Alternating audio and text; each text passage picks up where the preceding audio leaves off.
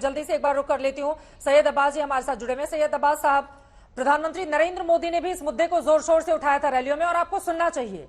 दरअसल इनमें अगर कहीं गलत बात होगी तो आप बता दीजिएगा। मैं एज इट इज पढ़ देती हूँ जो उनकी ओर से बातें कही गई। उन्होंने कहा, विपक्ष का इंडिया गठबंधन सनातन धर्म को खत्म करना चाहता है, जिसके जरिए स्वामी विवेकानंद ने अपनी शिक्षाएं दी। सनातन धर्म पर परंपराओं को खत्म करने का आरोप लगातार प्रधानमंत्री की ओर से अलग अलग रैलियों में लगाया गया। गांधी के आखिरी शब्द थे, हे राम। जीवन भर वो सनातन के पक्षधर रहे। ये बातें भी क्या आप लोगों को समझ में नहीं आती हैं? सनातन धर्म को कोरोना से तुलना करना, सामाजिक जो बीमारियां हैं, मतलब ये तो मानसिक स्थिति दर्शाती है। सनातन धर्म को फॉलो करने वाले लोग बड़ी तादाद में हैं हिंदुस्तान में। आप उनके खिलाफ इस तरह का बयान दे रहे हैं, समझ में आता है? सैयद अब्बास साहब, आप जेपी के समर्थक हैं, बताइए इस पर क्या है सोच आप लोगों की?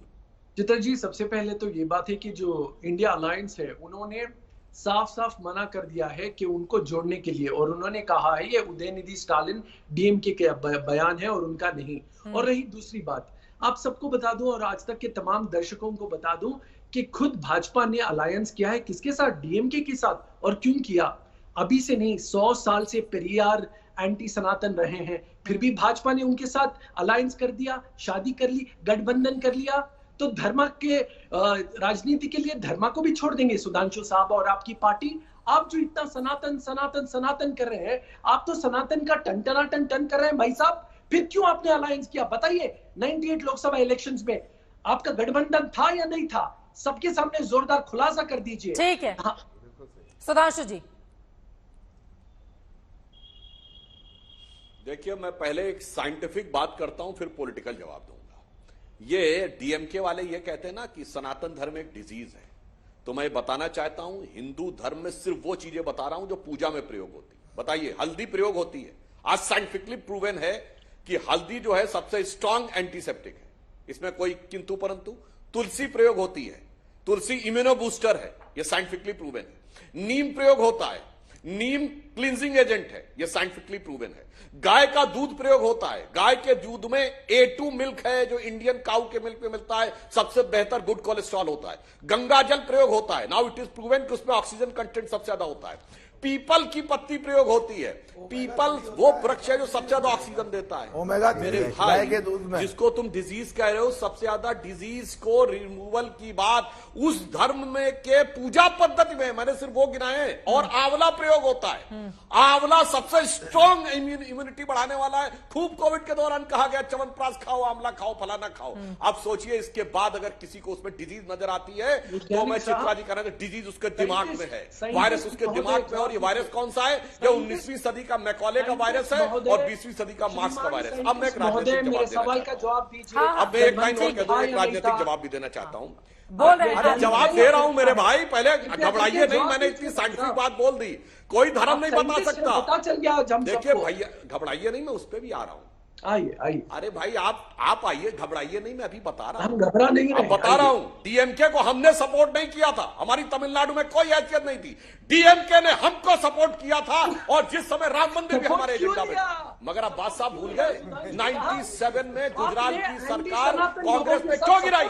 उसने कहा जैन कमीशन की रिपोर्ट के अनुसार राजीव गांधी की हत्या के मामले में डीएमके के नेताओं का रोल है। अब देखिए, डिस्टर्ब मत करिए अब्बास साहब, गलत बात है, मैं किसी को भी नहीं बोलता। अपने मिनट पे बोलिए, अपने मिनट पे बोलिए, मैं जवाब दे रहा हूं। एक एक करके उनकी बात पूरी हो जाए, फिर आप बोलिएगा।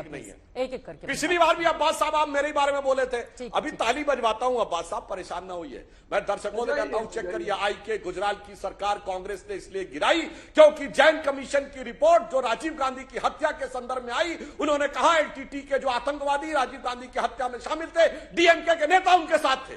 और कांग्रेस ने कहा यूनाइटेड फ्रंट गवर्नमेंट में अगर डीएमके को नहीं हटाती है तो हम हटा देंगे। आज भूल गए राजीव गांधी की हत्या? बोलो भाई, चलो तुम्हें भगवान में आस्था नहीं है, राजीव गांधी की हत्या के वालों के साथ भूल गए। और मैं एक और बात बताना चाहता हूं, तहसीन भाई से मैं कहना चाहता हूं, कांग्रेस एक प्रकार के षड्यंत्र में फंस रही है, उसे समझना चाहिए। पिछले अब्बास साहब, गलत बात है, कोई डिस्टर्ब नहीं करता, आप ही को बीच में बोल रहे हैं, हम में से कोई एक दूसरे के में नहीं बोला। ठीक है, सुनिए। आप कहे ज्यादा वो कर रहे हैं भाई, अब सुनिए, अब मैं तहसीन को संबोधित कर रहा हूं, अब्बास साहब आपको नहीं। तहसीन, आपकी बात कांग्रेस में लोग गंभीरता से सुनते हैं, उनको बताइए ये सहयोगी दलों की कट्टरपंथी राजनीति को परोक्ष रूप से समर्थन करने के चक्कर में कांग्रेस निपट गई। जब लालू यादव जी ने अडवाणी जी का रथ रोका तो इसलिए कांग्रेस चाहती उनकी सरकार गिरा के वहां इलेक्शन करा सकती थी, हमने समर्थन वापस ले लिया था। कांग्रेस को लगा नहीं मुस्लिम वोट न नाराज हो जाए, खत्म बिहार से। अब आइए, जब मुलायम सिंह ने गोली चलवाई तो उनको लगा नहीं वो कट्टरपंथी मुसलमान उनसे नाराज ना हो जाएं, मुलायम को समर्थन किया, खत्म। और बंगाल में जब ममता बनर्जी इतना स्ट्रांग स्टैंड ले रही थी, कोई खिलाफत उनके खिलाफ नहीं की, खत्म। वैसे तो तमिलनाडु वैसे ही खत्म है। अब सोच लीजिए, 3 अनुभव मैंने आपके गिना दिए। ये जो कट्टरपंथी मुस्लिमों के वोट के चक्कर की जो लालसा है, जो जवाबी कव्वाली, 3 बड़े राज्यों में आप निपट चुके, चौथे में ठीक उसी नक्शे कदम पे चलते हुए तबाही के मंजर की तरफ बढ़ने जा रहे हैं। बाकी जैसा आप उचित समझे, नहीं तो कोई बात नहीं, 3 राज्यों में निपटे थे, अगल बगल के भी 2 राज्यों में और निपट जाइएगा, उसी के साथ चलते हुए। मैंने रिपोर्ट ने भी 2014 में बहुत कुछ इशारा किया था चुनाव हारने को लेकर, और जो सवाल उनकी ओर से उठाए गए हैं उस पर जवाब दीजिए आप। नहीं, सुधांशु जी से मैं बिल्कुल इत्तेफाक रखता हूँ। एक तो पॉलिटिकल नुकसान बिल्कुल, ये हिंदी हार्टलैंड स्टेट में चुनाव होगा, ये तो खुद मैंने ट्वीट भी किया है, बिल्कुल नुकसान होगा। और पॉलिटिकल से ज्यादा, जैसे संगीत जी ने कहा, एक पॉलिटिकल लड़ाई होती, दूसरी होती एक मोरालिटी की लड़ाई। आप किसी को भी इस तरह के शब्दों से संबोधित नहीं कर सकते। आप मच्छरों, डेंगू, हम आपको खत्म कर देंगे। चित्रा जी, आप काफी वरिष्ठ हैं। चित्रा जी, एक सेकंड, मैं कुछ कहना चाहता हूँ। आप काफी वरिष्ठ है, आप शायद दुनिया भर में घूमिए। यूरोप में फ्री स्पीच है, एब्सोल्यूट फ्री स्पीच है, वहां पे बाधाएं नहीं फ्री स्पीच पे। क्या आप यूरोप जाके, जर्मनी जाकर कह सकते हैं ज्यूज मच्छर की तरह? आप अरेस्ट हो गए, आपको बेल नहीं मिलेगा। ये हेट स्पीच की श्रेणी में आता है, वो मेरे नाम की जजमेंट है। लेकिन भाजपा को बोलने का अधिकार नहीं, जो भाजपा युवा कल्याण मंत्री है, वो सरकार है, वो यानी कि सरकार का बयान है, युवा कल्याण वो मंत्री मुख्यमंत्री का बेटा, ठीक उतना ही गलत है, वो गलत है। और ये बात भी और गलत उसके है। बाद सरकार के बाकी लोग आ जाते हैं, पार्टी के सांसदों की ओर से एक बिल्कुल के बाद एक गलत बयान है, सामने बिल्कुल आता गलत है। लेकिन जब सुप्रीम कोर्ट ने कहा कि कानून बनाओ, तो इनको नहीं बनाना है कानून। सरकार को भी नोटिस जारी हुआ है, बिल्कुल हुआ, लेकिन इनको भी कानून नहीं बनाना है। इनको क्यों कानून नहीं बनाना? क्योंकि इनको सियासत करनी है। क्योंकि खुद इनके सांसद जिस तरह के भाषा का प्रयोग करते हैं, वो खुद शर्मिंदगी है। अच्छा, मैं 2 चीज और कहना चाहता हूं। डीएमके में, सुधांशु जी, एक आपसे थोड़ी सी फैक्ट चेक कर लूं। डीएमके में आपके मान्यवर नेता गए थे, करुणानिधि जी से 98 में मिले थे, जब करुणानिधि जी ने भगवान राम के बारे में अभद्र शब्दों के प्रयोग की बातें की थी। चेन्नई में मीटिंग हुई थी, उसके बाद आप लोगों ने समर्थन लिया था। एआईडीएमके का भी आपने समर्थन लिया था। अभी एआईडीएमके ने आपसे अलायंस तोड़ा, आपने नहीं तोड़ा। एक लास्ट चीज मैं बता दूं, माननीय मेंबर ऑफ पार्लियामेंट साहब को, मैं किसी भी पार्टी से जुड़ा नहीं हूं, मैं एंटी बीजेपी हूं। किसी भी पार्टी से मैं जुड़ा नहीं हूं। मुझे किसी पार्टी से, मुझे बीजेपी को देश से भगाना, बीजेपी को देश से भगाना जरूरी है, बीजेपी को भगाना जरूरी है। सुधांशु जी, मैं आ रही हूँ। मलोक नागर साहब हमारे साथ बैठे हुए हैं, लोकसभा के सांसद। एक चित्रा जी, एक फैक्ट बहुत दूर से आए हैं सर। मैं एक मिनट एक फैक्ट चेक कर दूं। तहसीन भाई, जी सर, तहसीन भाई, एक फैक्ट चेक कर दूं आपका। 98 में हमारा डीएमके से अलायंस नहीं था, एआईए डीएमके से अलायंस था। 19 मार्च 1998 को अटल जी ने शपथ ग्रहण किया। 27 एमपी थे एआईएडीएमके के, और एआईएडीएमके वो पहली गैर भाजपा पार्टी थी कि 1992 की नेशनल इंटीग्रेशन काउंसिल की मीटिंग में जयललिता ने राम मंदिर का समर्थन किया था। 99 के लोकसभा चुनाव में जब हमारी सरकार बन चुकी थी 13 महीने के बाद की, तब करुणानिधि ने क्यों हमारा समर्थन किया कि सोनिया गांधी जी और जयललिता जी ने मिलकर वो 1 वोट वाली सरकार गिराई थी। इसलिए डीएमके अपनी रिएक्शन में हमारे पास आया था। बस ये मेरे फैक्ट चेक जी। वो कह रहे हैं सरकार बन गई, हमारे नेता नहीं गए, मलोक नागर जी को बोलने दीजिए। मलोक नागर जी, प्लीज प्लीज प्लीज, हमारे नेता अब लोकसभा के सांसद हमारे साथ हैं, आप उनकी आवाज दबा नहीं सकते सैयद अब्बास जी। अब एक सेकंड मलोक नागर जी, मेरा ये सवाल भी है। देखिए, मेरे पास एक आंकड़ा है, 2019 में 49% हिंदू मतदाताओं ने पीएम मोदी को वोट किया था, और इसमें देश के उत्तरी इलाके में 68%, मध्य भारत में 65%, पूर्वी भारत में 46%, दक्षिण भारत में सिर्फ 19% हिंदू वोट मिले थे। और हिंदू धर्म को जीवन का महत्वपूर्ण हिस्सा मानने वाले 52% लोगों ने बीजेपी को वोट दिया था।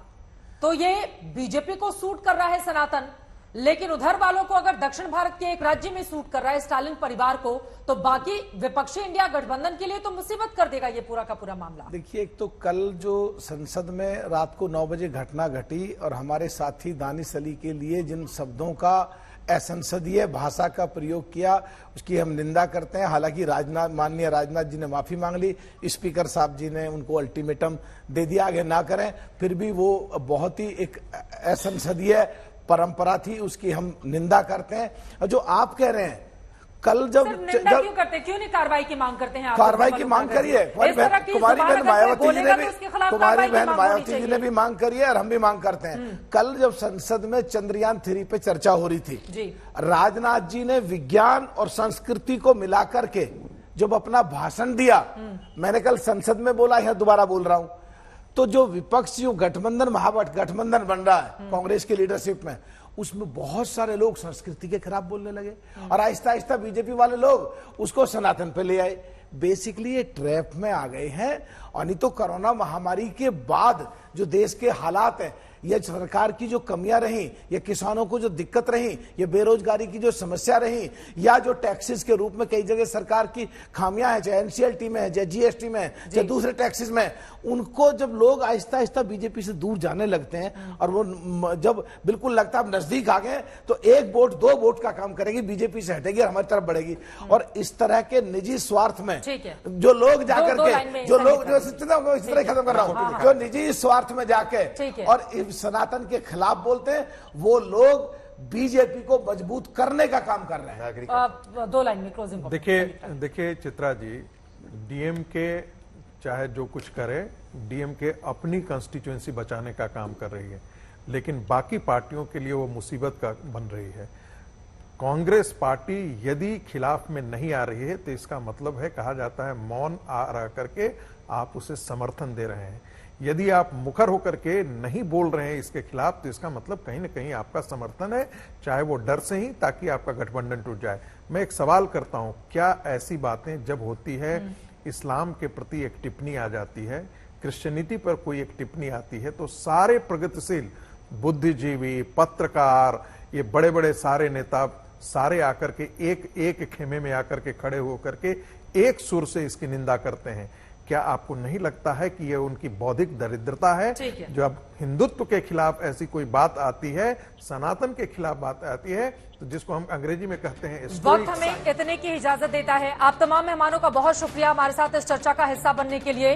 बौद्धिक बीमारी का हिस्सा होता है जब भी इस तरह के बयान दिए जाते हैं धर्म विशेष के खिलाफ, और अगर ऐसे नेताओं पर बड़ी और कड़ी कार्रवाई नहीं हुई तो यकीनन ये बीमारी और ज्यादा फैलेगी और समाज के दूसरे हिस्से को भी अपनी चपेट मिलेगी। इसीलिए वर्तमान व्यवस्था में जरूर ऐसी कोशिशें की जानी चाहिए ताकि इस तरह की नफरती जुबान को पूरी तरह से लगाम लगाई जाए, उसको बंद किया जा सके।